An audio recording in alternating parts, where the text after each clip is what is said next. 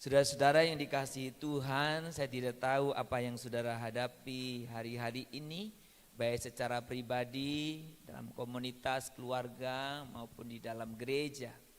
Adakah saudara menghadapi mungkin tantangan-tantangan, benteng-benteng, tembok-tembok, belenggu-belenggu yang membuat Anda susah bergerak? Mungkin Anda juga berhadapan dengan orang-orang yang memiliki sikap yang susah dengan Anda. Mungkin Anda juga memiliki orang-orang yang susah bekerja sama. Atau saudara berhadapan dengan sikap hati yang begitu keras, yang susah. Yang membuat Anda seolah, Tuhan saya mau melakukan apa? Gak ada jalan keluar. Tuhan saya mau mengerjakan apa? Saudara, bukan hanya masalah relasi, tapi masalah apapun dalam hidup kita. Saudara, hari ini saya ingin mengajak kita bersama-sama berbicara tentang bagaimana melalui doa Tuhan boleh mengerjakan terobosan-terobosan dalam kehidupan kita. Tidak hanya berbicara dalam konteks gereja, tetapi berbicara dalam kehidupan kita orang percaya. Saudara, mari kita melihat kebenaran firman Tuhan.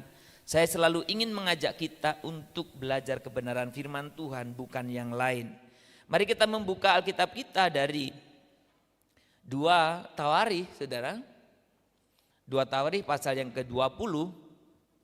2 Tawarikh pasal 20, kita akan membaca, nah pagi ini saya akan baca ayat yang relatif panjang ya daripada biasanya.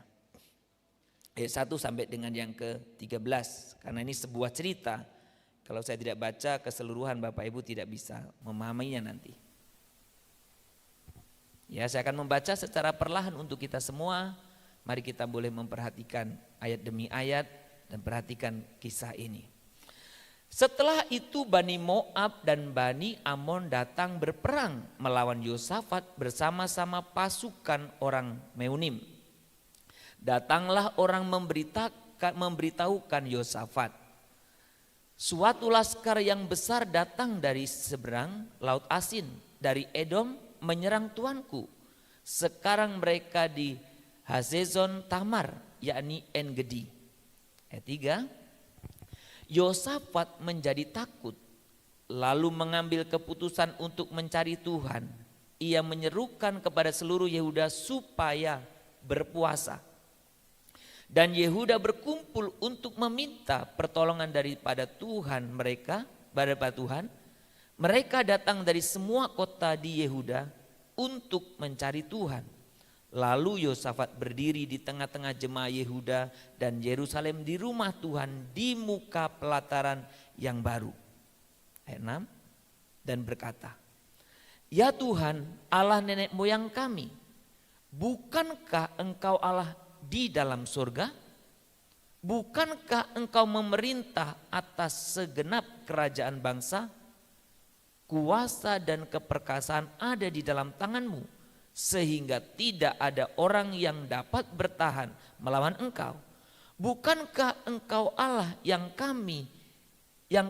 Allah kami yang menghalau penduduk tanah ini dari depan umatmu Israel? Ia memberikannya kepada keturunan Abraham, sahabatmu itu, untuk selama-lamanya. Lalu mereka mendiami tanah itu dan mendirikan bagimu tempat kudus untuk namamu. Kata mereka, ayat 9, bila suatu malapetaka menimpa kami, yakni pedang, penghukuman, penyakit sampar, atau kelaparan, kami akan berdiri di muka rumah ini di hadapanmu, karena namamu tinggal di dalam rumah ini, dan kami akan berseru kepadamu di dalam kesesakan kami, sampai engkau mendengar dan menyelamatkan kami. Sekarang lihatlah, Bani Amon dan orang Moab dan orang-orang dari pegunungan Seir ini, ketika orang Israel datang dari tanah Mesir, engkau melarang mereka memasuki negerinya. Oleh sebab itu mereka menjauhinya dan tidak memusnahkannya. Lihatlah, sebagai pembalasan mereka datang mengusir kami dari tanah milik yang telah engkau wariskan kepada kami. Ya Allah kami, tidakkah engkau akan menghukum mereka? Karena kami tidak mempunyai kekuatan untuk menghadapi laskar yang besar ini dan datang menyerang kami. Kami tidak tahu apa yang harus kami lakukan. Tetapi mata kami tertuju kepadamu. Ayat 13. Sementara itu seluruh Yehuda berdiri di hadapan Tuhan, juga segenap keluarga mereka dengan istri dan anak-anak mereka. Saudara, Tuhan Allah kita itu Tuhan Allah yang bekerja di dalam sejarah dunia ini. Tuhan Allah yang bekerja dalam sejarah dunia ini. Maka Tuhan Allah tidak bisa dipisahkan dari sejarah kehidupan kita. Sejarah keluarga, sejarah satu bangsa, perpolitikan atau apa saja. Maka kalau saudara memahami konsep ini, ketika kita bertuhan, ketika kita berAlah, ketika kita beriman, Tuhan kita, Allah kita, iman kita itu bukan iman yang kerdil, hanya berbicara lingkungan yang kecil. Tapi berbicara tentang peran saya dan saudara di tengah-tengah dunia ini. Berbicara tentang tujuan Allah yang besar yang diletakkan pada setiap kita. Siapapun kita. Saudara, hari itu anak-anak sekolah minggu, Sal ya, saya baru belakangan ini perhatikan gambar itu di depan tuh. Jangan-jangan kita pun masuk nggak memperhatikan. Kalau sudah masuk di dekat apa itu, lampu gantung itu ada tanda tangan-tangan itu, gambar tangan. Itu tangan anak-anak kita. Saudara-saudara jangan pandang remeh anak-anak kita itu. Karena di tangan anak-anak kita itu Tuhan sudah taruh satu tujuan-tujuan yang besar. Termasuk di kita itu karena ketepatan gambar anak-anak kita. Dan saya mempercayai itu. Saudara, hari ini saya ingin mengajak kita belajar dari satu kasus, satu kisah yang sangat menarik. Kisah ini sering dipakai untuk menggambarkan bagaimana orang meresponi sebuah krisis. Memang ini kisah kerajaan ya. Saudara, saya mau katakan kepada kita, saudara jangan pernah berpikir bangsa Israel itu bangsa yang besar. Israel itu bangsa yang kecil. Bangsa yang kecil kemudian pecah jadi dua. Israel Utara, Israel Selatan.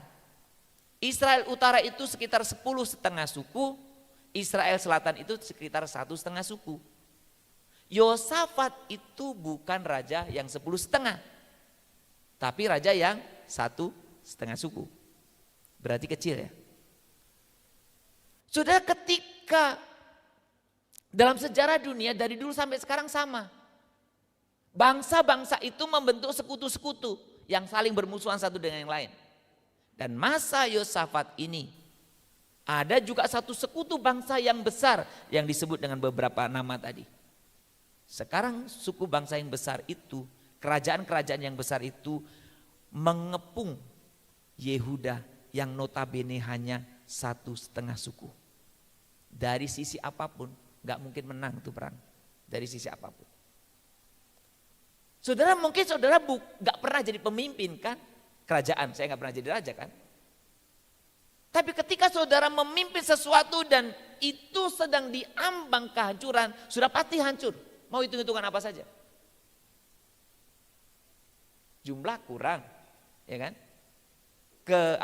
Kecanggihan tenaga, senjata kurang. Jadi kalau kita mau berbicara tentang Yosafat ini, mau apapun sebenarnya nggak bisa. Tapi saudara, apa yang kita bisa belajar dari sikap Yosafat? Kenapa kisah Yosafat kalau sudah memperhatikan menjadi justru kisah yang spektakuler? Bagaimana Tuhan Allah bekerja, bagaimana Tuhan Allah yang berbuat sesuatu sungguh-sungguh di luar nalar Yosafat, nalar orang Yehuda, termasuk nalar orang-orang yang mengepungnya itu. Saudara, saya ingin kita belajar dari kisah ini. Ada 3 hal yang kita bisa melihat di sana. Apa yang dilakukan oleh Yosafat. Saudara perhatikan dengan baik. Kalau saudara membaca kisah ini sebetulnya saudara bisa mengawalinya di dalam pasal 17. supaya tahu siapa Yosafat. Saudara, Yosafat itu memang orang yang takut akan Tuhan. Saudara, kerajaan-kerajaan Israel itu rajanya cuma dinilai dengan dua hal ya. Takut akan Tuhan atau tidak. Kalau takut akan Tuhan, hidupnya benar dan kerajaannya biaya disertai. Kalau tidak takut akan Tuhan, hidupnya nggak benar, kerajaannya nggak bagus. Yosafat kalau sudah membaca pasal 17 itu, Yosafat itu orang yang hidup benar di hadapan Tuhan. Pasal 17 ya, sudah bisa melihat ayat yang ke-3 dan 4. Jadi bukan karena di krisis itu, dia terus tiba-tiba datang kepada Tuhan, bukan. Tapi memang kehidupan dia itu disebut orang yang hidup benar-benar di hadapan Tuhan. Maka saudara, ketika kita berbicara doa, banyak orang memahami doa hanya ketika dalam problem. Dan selalu memisahkan dari kehidupan yang biasa. Padahal doa itu sebetulnya tidak terpisah dari kehidupan yang biasa. Jadi Yosafat itu orang yang hidup benar di hadapan Tuhan. Yang berikutnya saudara, karena dia hidup benar di hadapan Tuhan, apa yang dia lakukan? Yang dia sadari. Kalau saudara memperhatikan nanti, atau tadi yang kita baca ayat 6 dan 7, Yosafat orang yang mengagumi, yang menyadari kebesaran Tuhan. Sudah perhatikan ayat 6. Ya Tuhan Allah nenek moyang kami. Dia sebut banyak hal ya. Engkau yang berkuasa, engkau yang melakukan ini, melakukan itu. Bukankah engkau Allah kami yang menghalau? Semua disebut. Berarti Yosafat punya relasi yang baik dengan Tuhan. Yosafat punya relasi yang kuat dan dia tahu siapa Tuhan yang disembah. Saudara, kesadaran ini sangat penting. Kalau saudara mengikuti rangkaian khotbah saya pernah khotbah dari Kisah Rasul. Bagaimana doa jemaat mula-mula juga sama. Ketika mereka dalam menghadapi penganiayaan disebut, Tuhan, engkau Allah yang menciptakan alam semesta ini. Kalau engkau juga sudah mendengar khotbah saya dari Daniel juga sama. Ketika dia 3 kali sehari menghadap Tuhan dan mereka terancam, termasuk doanya si Nehemia sama. Tuhan, engkau Allah yang punya alam semesta. Sudah pemahaman yang mendasar ini, saat saya dan saudara pahami, inilah yang menjadi dasar pijakan bagaimana doamu itu doa yang berkuasa, lebih dari sekedar doa-doa biasa. Yosafat menyadari betapa kehebatan Tuhan itu akan kuasanya, perbuatannya yang besar. Dan saudara, yang ketiga apa yang dilakukan oleh Yosafat? Yosafat, saudara kalau sudah memperhatikan, ketika dia menghadapi masalah ini, saudara, dia menceritakan apa yang dirasakan. Dia ceritakan ini bangsa yang tidak engkau izinkan untuk kami datangi dulu. Sekarang bangsa ini mengepung kami. Dari sisi apapun kami tidak mungkin menang. Tapi engkau Tuhan Allah. Ya, yang empunya alam semesta ini. Yang membawa kami keluar dari Mesir.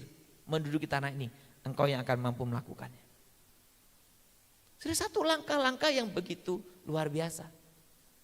Dan saudara, yang terakhir kita melihat apa yang dilakukan oleh Yosafat. Saudara, ayat yang ke-12, saudara perhatikan, kita baca sama-sama yuk, ayat 12, 1, 2, 3.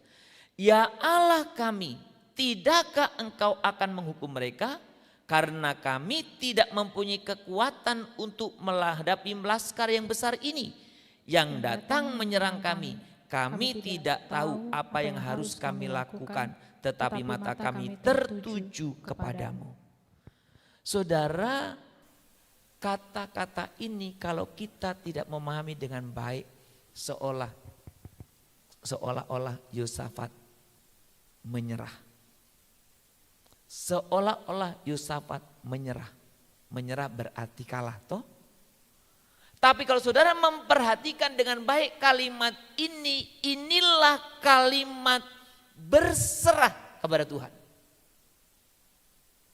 Menyerah dan berserah dua hal yang berbeda. Yosafat katakan kami tidak mampu menghadapi. Kami tidak sanggup menghadapi. Tetapi perhatikan, kami tidak tahu apa yang harus kami lakukan, tetapi mata kami tertuju kepadamu. Saudara, sampai di sini apakah saudara bisa mengerti poin yang kita bisa belajar di dalamnya? Saudara, saya katakan di awal, apa yang hari-hari ini engkau hadapi? Apakah engkau sedang menghadapi satu situasi yang engkau merasa engkau sulit bergerak? Sebagai pribadi, di dalam tempat kerjamu, di tengah-tengah keluargamu? Apa engkau juga ada dalam satu lingkungan yang engkau susah bergerak? Karena engkau begitu menghadapi banyak tembok, belenggu. Apakah menyangkut karaktermu, menyangkut sikapmu?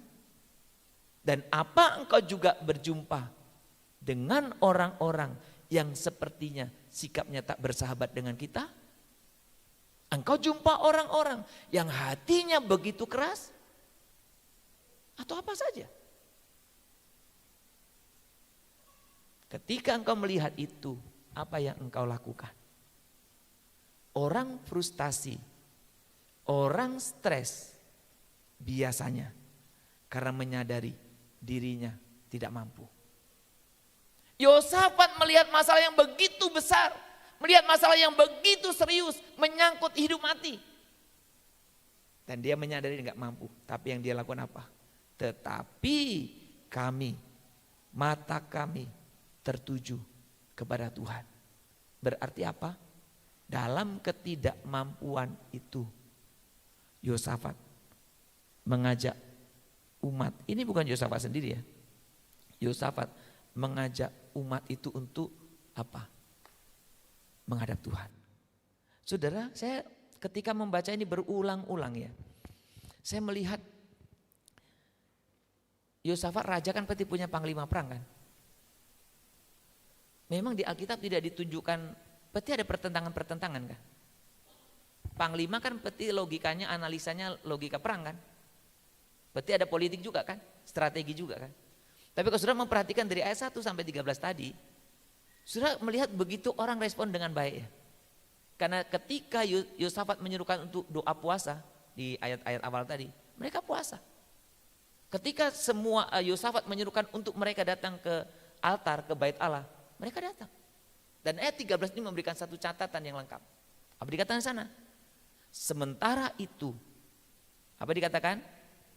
Seluruh Yehuda. Siapa? Seluruh. Perhatikan, saya ingin garis bawah ini. Seluruh Yehuda. Berarti bukan Yosafat dan tentara saja. Bukan Yosafat dan para imam saja. Seluruh Yehuda. Siapa itu seluruh Yehuda? Disebut lagi. Kita baca sama-sama ayat ini saja. Sementara itu seluruh Yehuda berdiri di hadapan Tuhan, juga segenap keluarga mereka dengan istri dan anak-anak mereka. Saudara, luar biasa. Saudara, saya ingin mengajak kita melihat kebenaran ini. Gerakan pekerjaan Allah terjadi ketika semua orang mau diajak bersama-sama, sehati sepikir ada dalam gerakan doa puasa bersama-sama seluruh istri termasuk anak-anaknya. Saudara, ketika engkau melihat ini, saya ketika membaca ini saya membayangkan betapa seluruh Yehuda memiliki satu semangat yang sama. Mata mereka tertuju kepada Tuhan dan meminta bagaimana Tuhan mengerjakan sesuatu. Saudara, saya sering sampaikan ini kepada saudara. Doa itu punya kuasa. Sering. Anda tahu kenapa kita sangat susah untuk berdoa bersama? Karena doa itu punya kuasa. Kalau doa itu nggak punya kuasa, Anda gampang lakukan. Tapi karena doa itu punya kuasa di luar Tuhan, musuh Allah, salah satu yang dikacaukannya adalah kita berdoa sungguh-sungguh. Umat Allah ini seluruhnya datang kepada Tuhan. Sudah saya membayangkan ya, dalam konteks kecil gereja kita, opung-opung berdoa bersama, bapak ibu berdoa bersama, anak-anak pun ikut, pemuda semua ikut. Saudara, kita tidak berlebihan kalau memimpikan. Ini jarang-jarang ibadah ini. Gak cukup ruangan ini. Kehidupanmu boleh diberkati oleh Tuhan. Saya ingin membawa ini kepada kita. Sudah, maka nanti di bawah saya akan coba jelaskan. Karena saya mempercayai kuasa doa itu bisa melakukan banyak hal. Saudara, kalau saudara nanti baca sampai ayat yang ke terakhir itu, akhirnya Yosafat ini, saudaraku, mau perang tapi yang disiapkan bukan orang perang. Apa yang disiapkan? Pemuji penyembah, ya kan? Pemuji penyembah. Saudara, siapa yang berperang dengan orang-orang ngepung itu? Pada waktu mereka memuji penyembah, orang itu udah nggak ada, kocar kacir semua. Orang perang bukan perang pakai pedang jadinya. Mereka juga siapkan pemuji penyembah semua. Sudah, saya sering bicara sama orang, kadang yang mengubah hidup kita, ya firman kita dengar ya. Memang kita sudah dengar firman kan, itu makanan kita ya. Tapi pujian penyembahan itu, saudara, bisa mengubah hidup kita juga. Dan itu powernya luar biasa. Karena ketika Allah ditinggikan, saudara, siapa yang bisa tahan? Saudara nanti bisa lanjutlah baca kitab ini. Bahwa mereka mengalami kemenangan tanpa berperang. Tuhan yang berperang melawan mereka. Saudara, apa yang engkau hadapi secara pribadi? Kalau Yosafat menjadi Tuhan, kami ini umatmu. Saudara, kadang kalau saya doa sama Tuhan, saya bilang gini, Tuhan, kan Tuhan yang ini saya. Seperti anak kecil. Tuhan, kan kami ini anakmu. Bapak ibu itu orang pilihan. Bapak ibu itu milik Tuhan. Umat tebusan.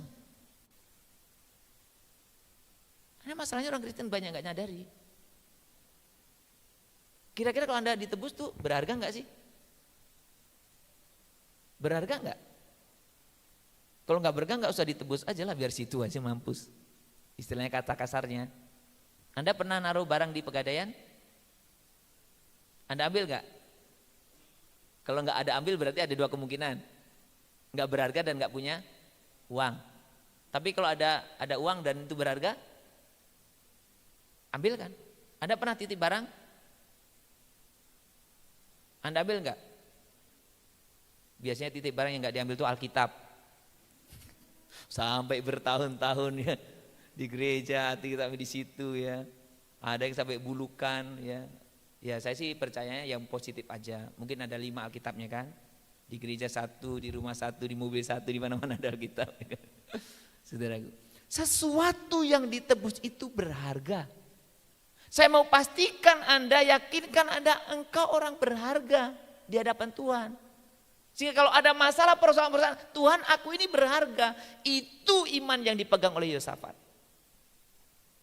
Dan dalam konteks gereja, saya juga percaya bahwa selain gereja GMI Jakpus ini gereja kita. Ya. Di awal tahun 2019 akhir 2019 awal 2020 saya ajak berbicara bersama-sama tentang gereja kita. Selain gereja ini milik kita, ingat dan pegang baik. Gereja ini milik Tuhan. Apa artinya? Kalau engkau dan saya menyadari saya ini milik Tuhan, sudah milik Tuhan. Apa artinya? Kalau engkau dan saya ini menyadari bahwa kita, gereja ini milik Tuhan. Artinya kalau engkau menghadapi apapun, sesulit apapun, jangan pernah hanya andalkan diri sendiri, kekuatanmu. Lihat Tuhan yang mempunyai engkau. Biarkan andalkan pertolongannya.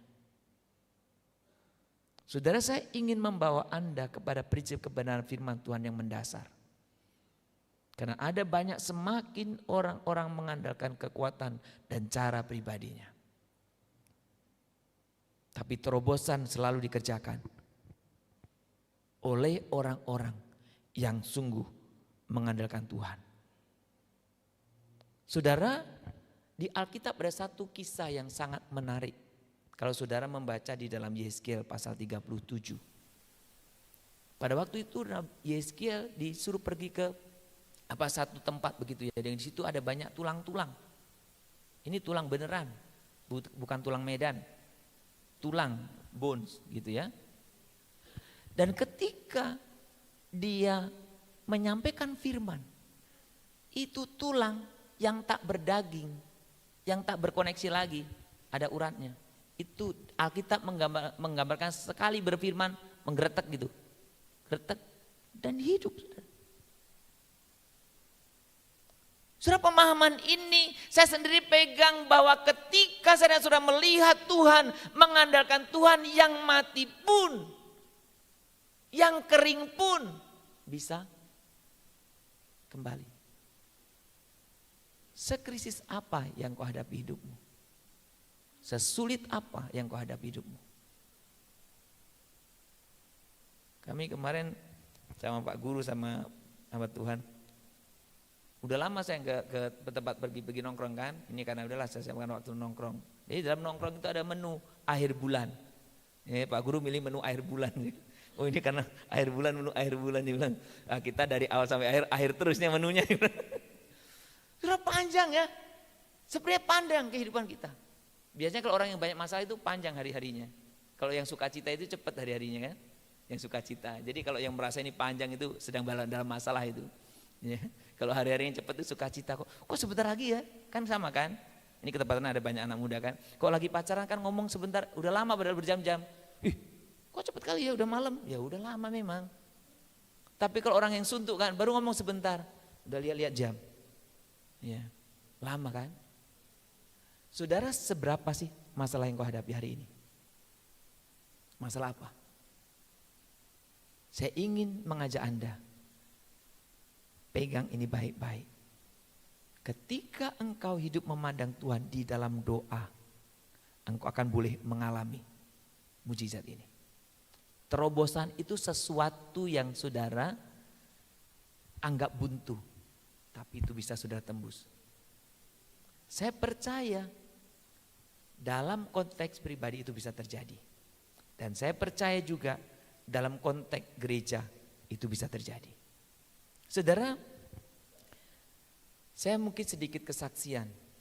Beberapa tahun yang lalu, salah satu gereja yang saya pernah layani, menurut saya sedang dalam keadaan yang boleh dikatakan krisis. Karena saya selalu melihat itu begini, kalau sesuatu itu mandek, itu mati artinya. Jadi bukan baik kalau saya melihatnya. Cuman dua, maju atau mundur sebenarnya dalam hidup itu. Kalau mandek itu mundur artinya. Saya memahami hidup itu ya maju, itu hidup. Ya kan? Jadi kalau saya mau ngomong jauh, kok pesimis, bukan pesimis. Karena justru saya ingin mengajak kita, kehidupan itu harus maju. Kalau mandek itu berarti Anda mati. Itu berhenti namanya. Saudara, pada waktu itu, yang saya layani ini, saudara, situasinya krisis lah. Berbagai upaya saya coba lakukan, saudara, tapi enggak nambah-nambah kehadiran.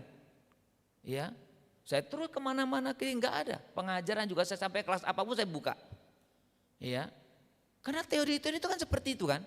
Anda diajar, dipraktekkan, harusnya berkembang dong. Ya kalau anak Anda disekolahkan, diajar tuh enggak bisa baca sampai kelas 6, ya kelas berapa ya sekarang? Kan aneh kan itu, masalah kan. Jadi krisis.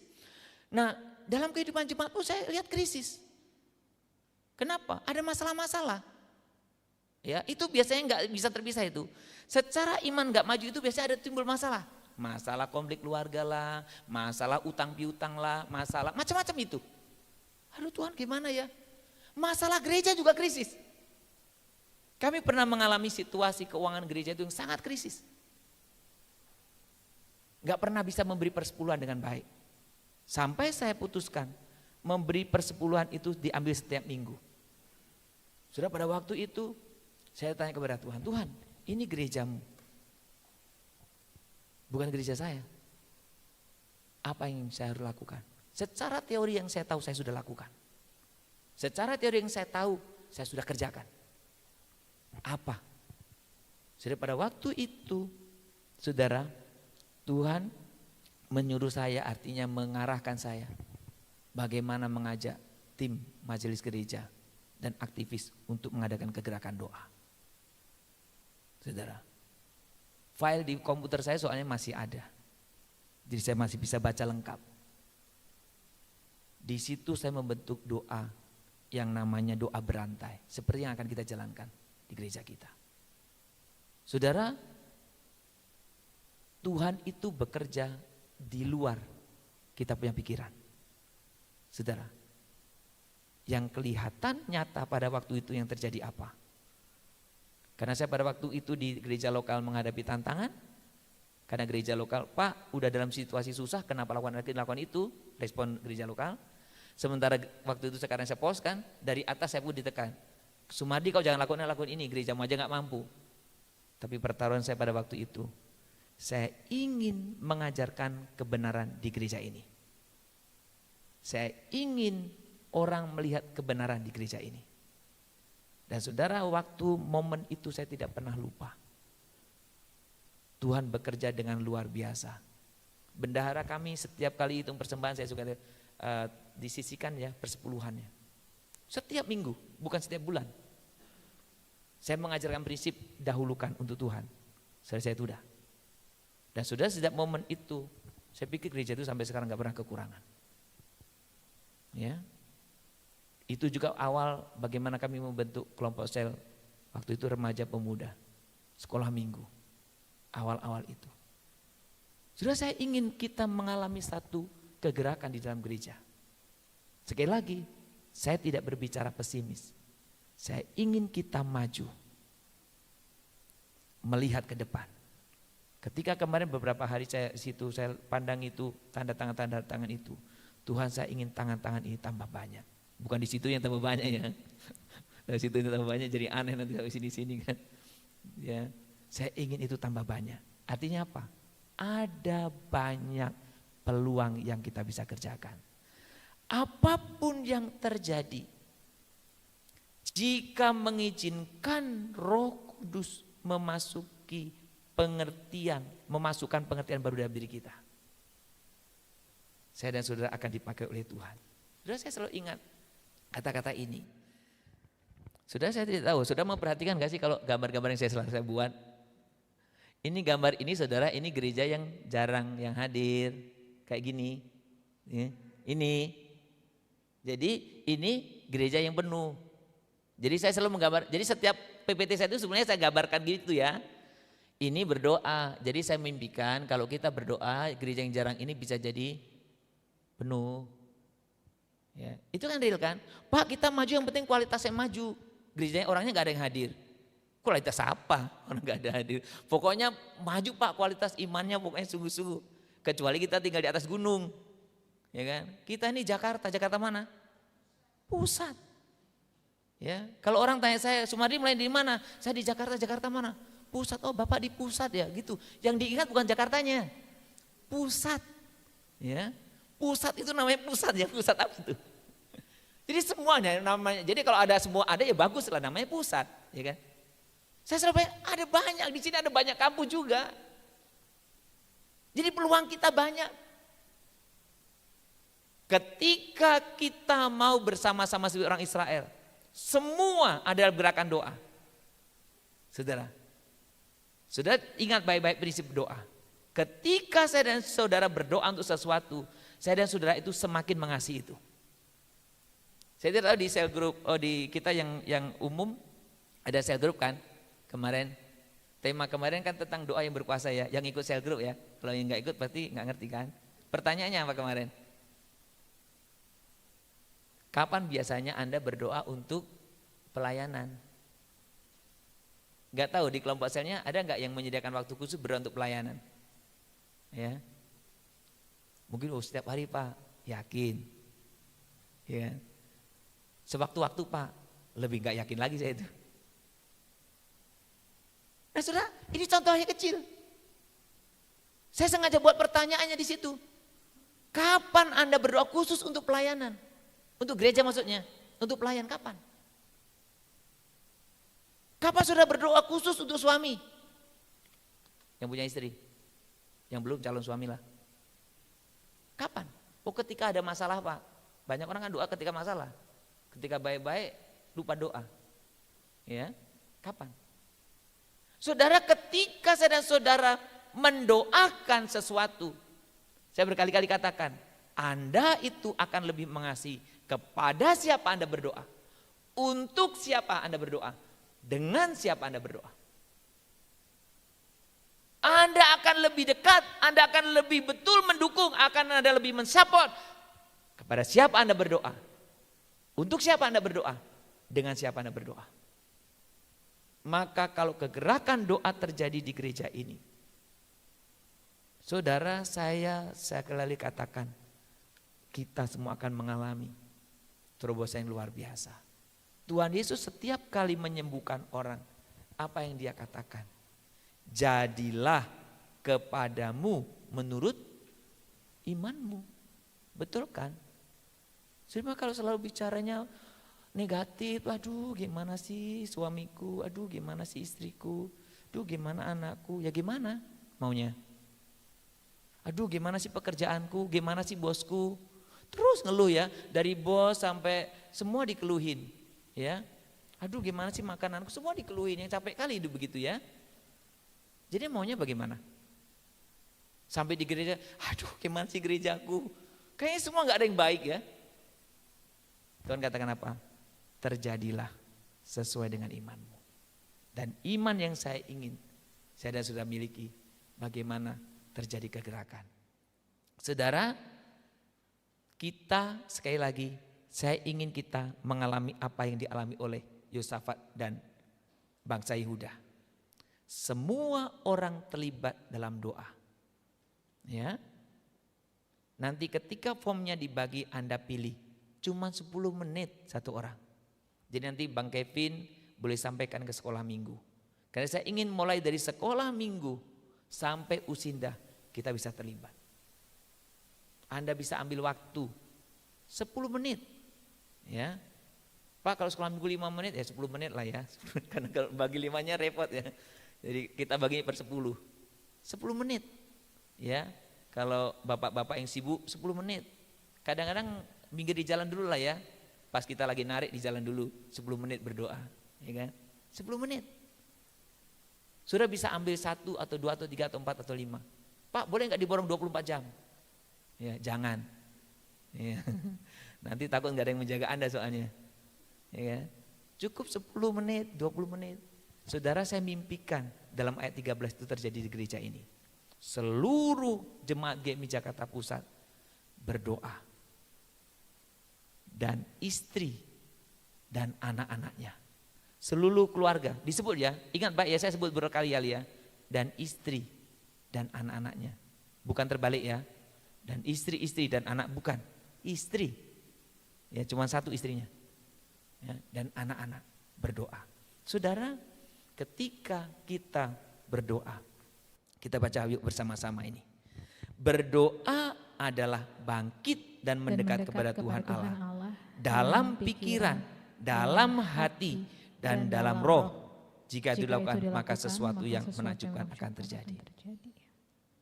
Saya rindu saudara dan saya mengalami ini. Mari kita tundukkan kepala kita. Saya tidak tahu apa yang engkau hadapi secara pribadi. Tapi hari ini saya sampaikan secara umum. Ketika engkau menghadapi masalah sesulit apapun, engkau tertuju kepada Dia. Dia Allah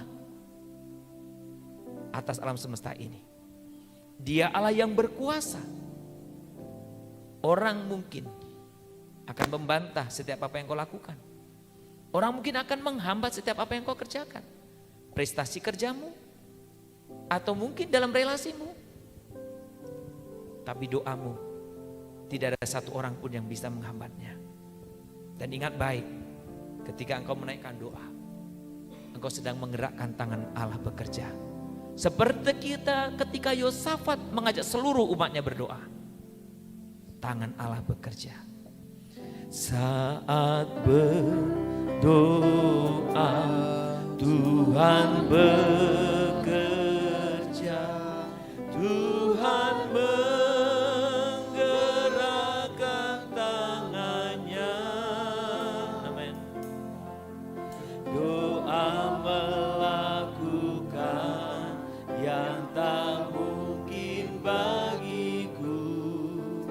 Doa membukakan tingkap langit bagiku. Sudah saya undang untuk bangkit berdiri sekali dikatakan. Saat berdoa, Tuhan bekerja.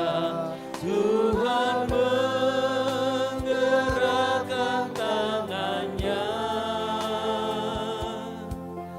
Doa melakukan yang tak mungkin bagiku. Doa membukakan tingkap langit bagiku. Tiada yang mustahil Tuhan. Tiada yang mustahil bagiku. Tiada yang tak mungkin bagimu. Dulu sekarang sampai selama-lamanya, Tuhan Yesus berbuat. Tiada yang mustahil, tiada yang mustahil bagimu.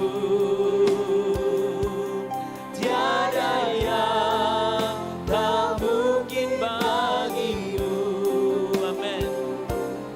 Dulu sekarang sampai selama-lamanya, Tuhan Yesus berkuasa.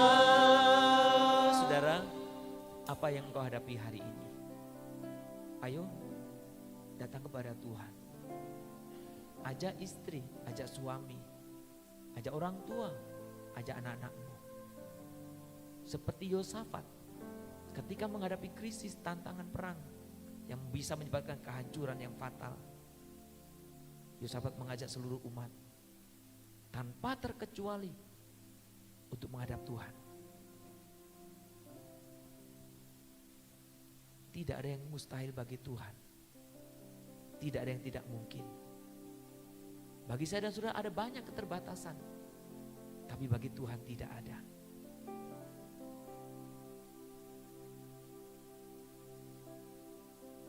Mari katakan kepada Tuhan, Tuhan, nyatakan seperti Yosafat, apa persoalan hidupmu?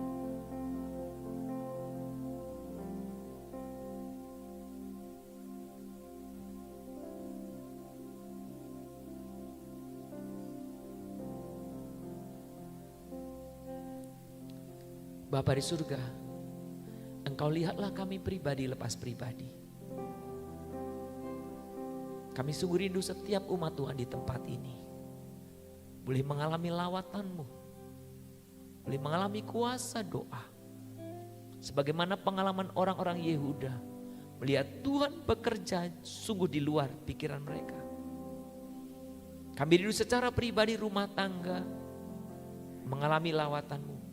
Kami rindu juga dalam gereja ini terjadi kegerakan.